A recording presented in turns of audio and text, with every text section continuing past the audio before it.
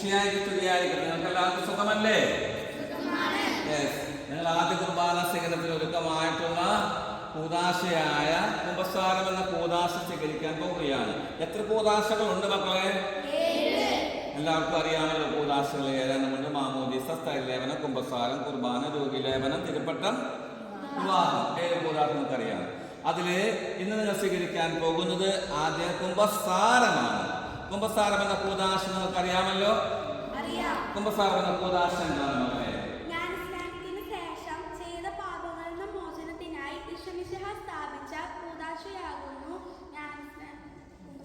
അതെ, പാപമോചനത്തിന് വേണ്ടി യേശു മിശിഹ സ്ഥാപിച്ച. എല്ലാവരും എന്ന് പറഞ്ഞേ,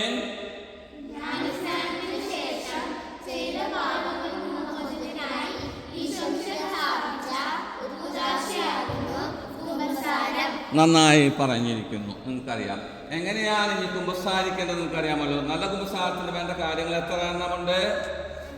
5 എണ്ണം. അതേതൊക്കെയാണ് മകളെ? ഒന്ന് പറഞ്ഞേ, കൃത്യമായിട്ടൊന്ന് പറഞ്ഞേ മോളെ. പാപങ്ങൾ ക്രമമായി ഓർക്കുന്നത്, പാപങ്ങൾ ഓർത്ത് പശ്ചാത്തപിക്കുന്നത്, മേലിൽ പാപം ചെയ്യുന്ന പ്രതിജ്ഞ ചെയ്യുന്നത്, ചെയ്തു പോയ പാപങ്ങൾ വൈദികനെ അറിയിക്കുന്നത്, വൈദികൻ നൽകുന്ന പ്രായശ്ചിത്തം നിറവേറ്റുന്നത്. കൃത്യമായിട്ട് മോള് പറഞ്ഞിരിക്കുന്നു. ഇനി എങ്ങനെയാണ് കുമ്പസാരിക്കേണ്ടതെന്ന് നിങ്ങൾക്കറിയാമല്ലോ. എങ്ങനെയാണ് കുമ്പസാരിക്കേണ്ടതെന്ന് ആരെ പറയാം? നീ പറയൂ. എങ്ങനെയാണ് കുമ്പസാരിക്കേണ്ടത്? പള്ളിയിൽ വന്ന് മുട്ടുകുത്തി കുരിശു വരയ്ക്കണം. അതിനുശേഷം പാപങ്ങളെല്ലാം ക്രമമായി ഓർക്കണം. പാപങ്ങളെ ഓർത്ത് പശ്ചാത്തപിക്കണം. എന്നിട്ട് കുമ്പസാരജപം പകുതി വരെ ചൊല്ലണം. സർവശക്തനായ ദൈവത്തോടും നിത്യകന്യകയായ പരിശുദ്ധ മറിയത്തോടും പ്രധാനമായ വിശുദ്ധപിതാവിനോടും വിശ്വസ്തനായ യോഹന്നാനോടും ശ്ലീഹന്മാരായ വിശുദ്ധ പത്രോസിനോടും വിശുദ്ധ പൗലോസിനോടും വിശുദ്ധ തോമായോടും സകല വിശുദ്ധരോടും പിതാവേ അങ്ങയോടും ഞാൻ ഏറ്റുപറയുന്നു. വിചാരത്താലും വാക്കാലും പ്രവൃത്തിയാലും ഞാൻ വളരെ പാപം ചെയ്തു പോയി. എന്റെ പിഴ, എന്റെ വലിയ പിഴ.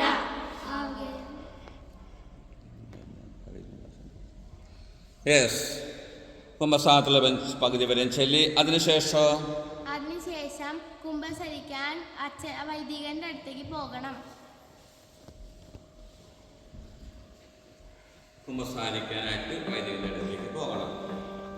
അതിനുശേഷം എന്നിട്ട് പറയണം, പിതാവേ പാപിയാണ്ടിൽ കഴിയണമേ.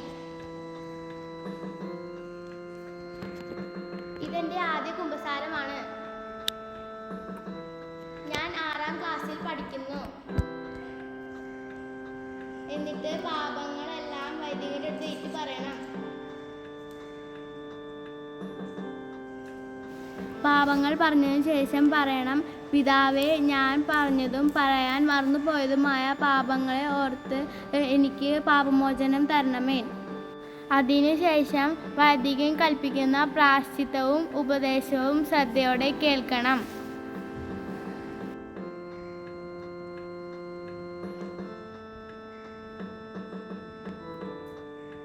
വൈദികന്റെ ആശീർവാദം വാങ്ങണം.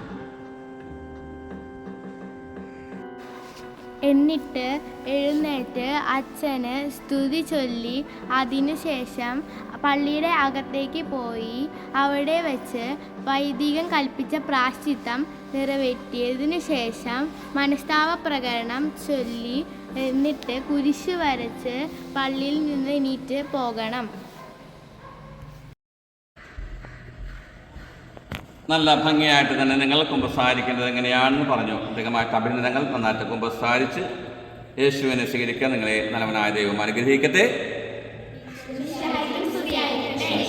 സ്തുതിയായിരിക്കും.